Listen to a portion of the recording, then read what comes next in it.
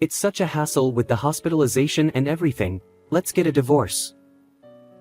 When I was diagnosed with breast cancer and feeling down, my husband said unbelievable things to me. He handed me divorce papers and walked out on me. At first, I was shocked by his actions. But gradually, anger welled up inside me. So, just as he wished, I submitted the divorce papers. I don't care even if he regrets it later. A week later, he, looking as white as a sheet, showed up at my door with a wad of cash. Truly adorable. Hey, it's Mommy. It was 6 years ago when I gave birth to our daughter, Nadia, at the age of 27.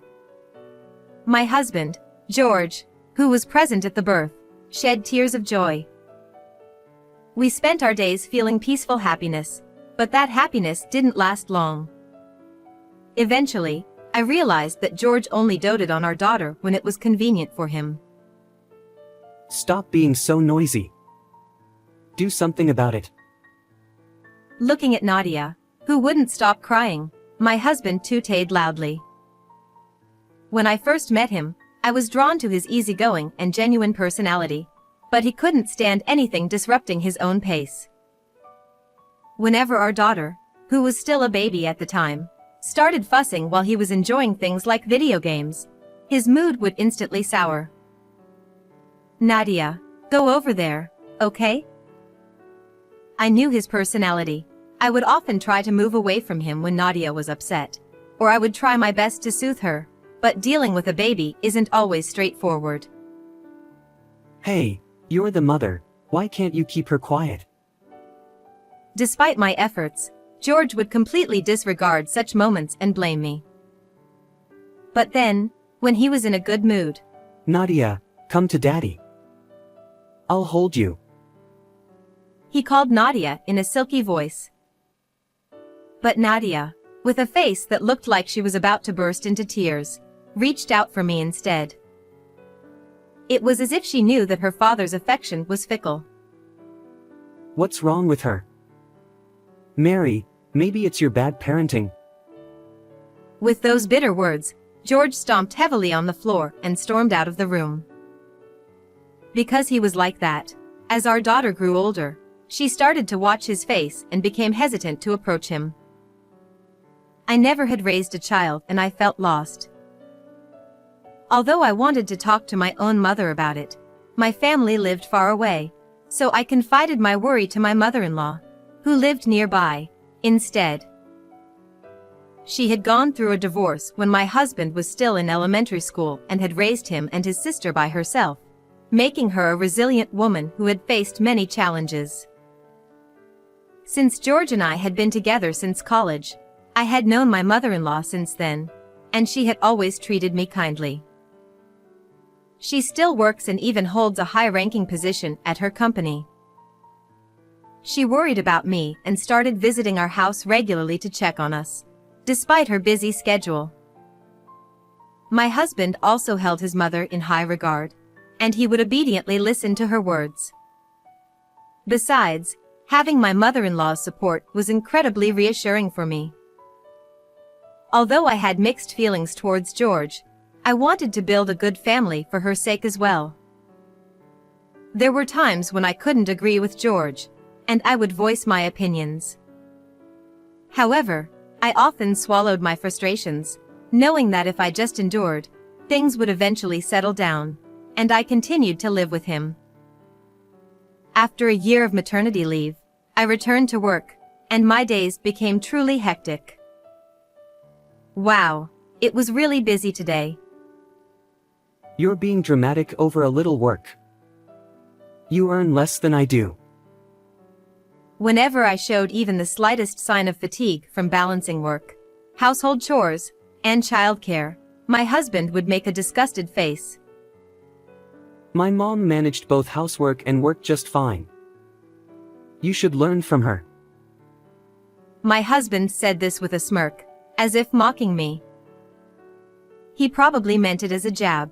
However, as someone who respected her as a fellow woman, I took his words to heart and used them to motivate myself. As time passed and our daughter turned 5, I began to notice a different change in my husband's behavior. He started coming home late or staying overnight at hotels near his workplace due to his busy schedule. One day, while my husband was in the shower, I went into the laundry room to put away some towels I had washed. That's when I noticed a notification on his phone, which he had left on top of his clothes, and I glanced at it casually. Then, on his phone screen, a WhatsApp message from someone named Jackie popped up. "Can't wait to see you soon." What is this? At that moment, I was convinced that George was cheating on me. Despite having such a husband, the shock was immense because I had believed in him. But at the same time, a surge of anger welled up inside me. What was all this time when I trusted him? Getting divorced crossed my mind, but George was Nadia's only father, and I didn't want to upset my mother-in-law either. For the time being, instead of pursuing infidelity, I took steps within my power to prepare for whatever might come in the future. About a month after discovering my husband's betrayal, I was perplexed by the results of a health checkup I had at work. While the general items showed no abnormalities, the optional breast cancer screening indicated that I needed a detailed examination. Thinking it must be a mistake, I decided to get a re-examination at a specialized hospital just in case. It's okay, it's okay. They'll surely say there's nothing wrong. However, my hopes were shattered when the doctor informed me that I had breast cancer. After receiving a detailed explanation from the attending physician, the shock was so overwhelming that I listened as if it were happening to someone else. Leaving the examination room, I sat on a sofa in the waiting area, unable to move, feeling numb. Thoughts about the future raced through my mind in a whirlwind of emotions. Mommy. At that moment, it felt like I heard my daughter Nadia's voice. That's right. I can't leave her behind. I have to stay positive. I snapped out of it and resolved to undergo appropriate treatment, determined to overcome the illness for the sake of my young daughter. Feeling that I needed my husband's cooperation and understanding, I gathered my courage that evening and decided to talk to him about it. Ha! Cancer? That's serious. What are you going to do? Yeah, I think treatment will start soon. But... Oh, okay. I don't want to get all emotional about it. Let me think for a bit. With that, my husband quickly went to bed without even properly listening to what I had to say. Overwhelmed by anxiety and feeling like I was being crushed, tears welled up in me at George's complete lack of concern or comforting words. For her sake, I won't give up, no matter what. As I looked at my daughter sleeping peacefully in the bedroom, I found strength once again. I'm busy at work. The next day, my husband didn't come home. However, the day after that, he returned home after Nadia had gone to bed, seeming strangely cheerful. He proudly waved a piece of paper in front of me. It's such a hassle with the hospitalization and everything. Let's get a divorce. What? Sooner or later, you're going to die anyway. What's the problem with splitting up beforehand? Just put Nadia into some facility or something, okay? He ranted on unilaterally. That's that. Take care. And with that, he left the house, taking only the necessary belongings. At that point, I was beyond anger, just utterly dumbfounded. What? What's with that attitude? Well, whatever, I'll just submit them anyway. Since I became convinced of my husband's infidelity, I had already lost any affection or expectations towards him. So, I decided to go along with George's wishes. I don't care even if he regrets it later. A husband who doesn't bother to listen to others and doesn't care about his wife's well-being. Moreover, he has no regard for our daughter and only thinks about himself. I don't need a partner like that, and I can't possibly forgive him. The next day, I promptly went to the city hall to submit the divorce papers. On my way back, I visited someone. A week later, I received a message from my husband on my phone. "I'm sorry. I want to talk." Well, here it comes. I replied to him, "Come to the house tonight." I arranged for Nadia to stay with my sister-in-law during that time. I didn't want my daughter to see her father in such a pitiful state. That evening, George arrived at our home looking pale, and he was holding something in his hand. I'm sorry. Please, let's forget about the divorce. As soon as he entered the house, he began to apologize, his attitude completely different from the other day. "What? What are you up to now?" I said coldly, and he looked flustered with teary-eyed. You suddenly dropped the bomb about having cancer, and I got all shaken up and said those things. He grabbed my arm and shook it back and forth, looking at me from under his brows.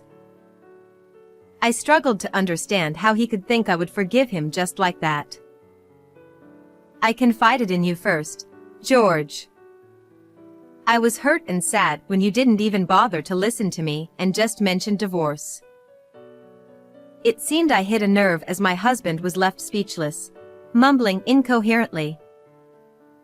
Anyway, please take this. It's my sincerity. Use it for your treatment. He handed me a brown envelope that he had been holding tightly in his hand. There's $2,000 in there. Should be enough, right? He said with a smug look on his face, rubbing the tip of his nose with his finger. However, I coldly pushed it back towards him. This is nowhere near enough. I'm trying to do something nice for you, and this is how you react? My husband yelled at me, his face turning red. At that moment, someone appeared from the next room. Acting all high and mighty. "George, you need to remember your place." Mother? Why are you here? With the sudden appearance of my mother-in-law, my husband couldn't hide his surprise, but then he seemed to quickly come up with something, and his face lit up. Mom, it's awful. I gave her $2,000, and Mary just pushed it back at me. Of course she did. When I told you to apologize properly to Mary and make things right, that's not what I meant. My husband clung to his mother for help, but she remained unfazed and responded sharply.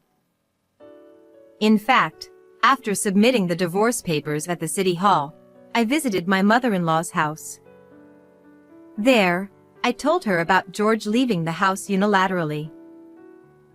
It was also at my request that she was waiting in the next room at that moment. After hearing Mary's story, I contacted this foolish son. I told him to make amends like a real man.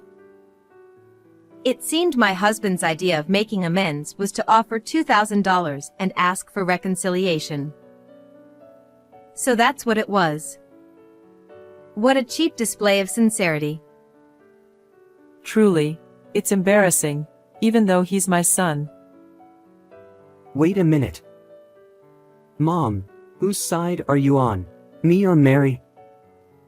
I'm your son. My husband tried pathetically to win his mother's support. Then, I decided to play my next card. "George, you've been cheating, haven't you? For the past year, you've been coming home late or staying out overnight.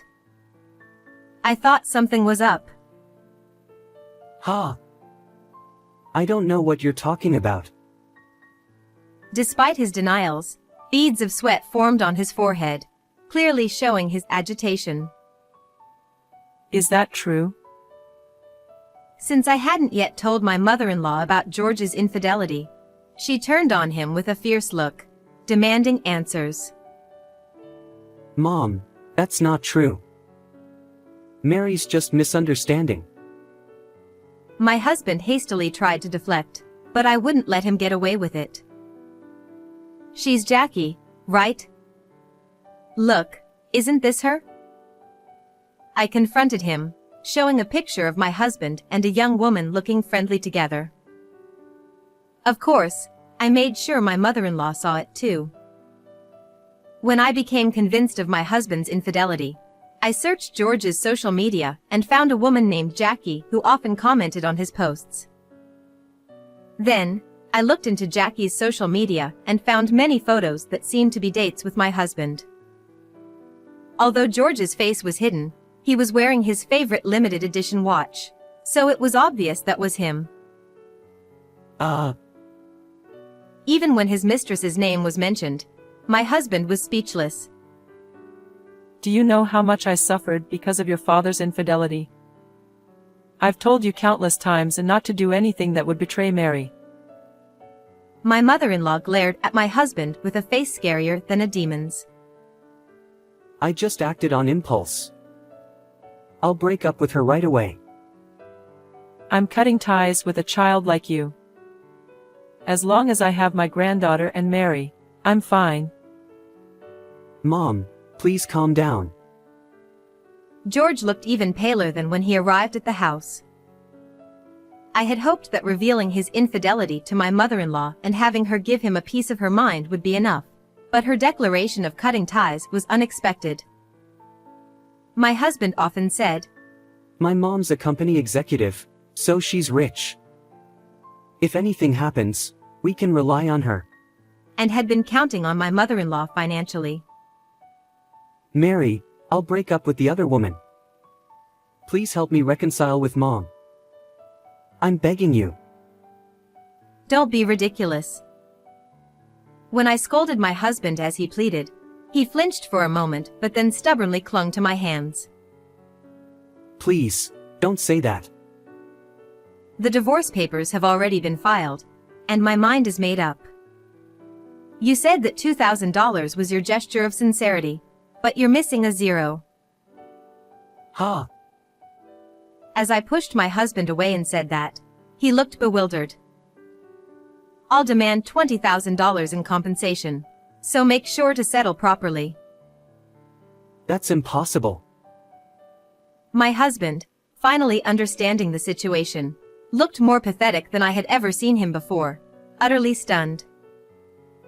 Oh, by the way, fortunately, my breast cancer is in the early stage, so with proper treatment, full recovery is expected. When I piled on after that, my husband slumped down right there, completely defeated. Since then, as promised, I demanded $20,000 in compensation and $500 a month in child support from my husband. George apparently got dumped by his affair partner shortly after that and is now living alone in a small apartment. He's been going to my mother-in-law's house repeatedly, pleading for forgiveness, but she has steadfastly refused to accept him back. I've completed my treatment and things are going well. While I was at the hospital, my mother-in-law took care of Nadia, supporting us both mentally and physically. Nadia has grown quite fond of her, and she's full of energy. I want to express my gratitude to my mother-in-law and continue to spend each day with Nadia, filled with smiles.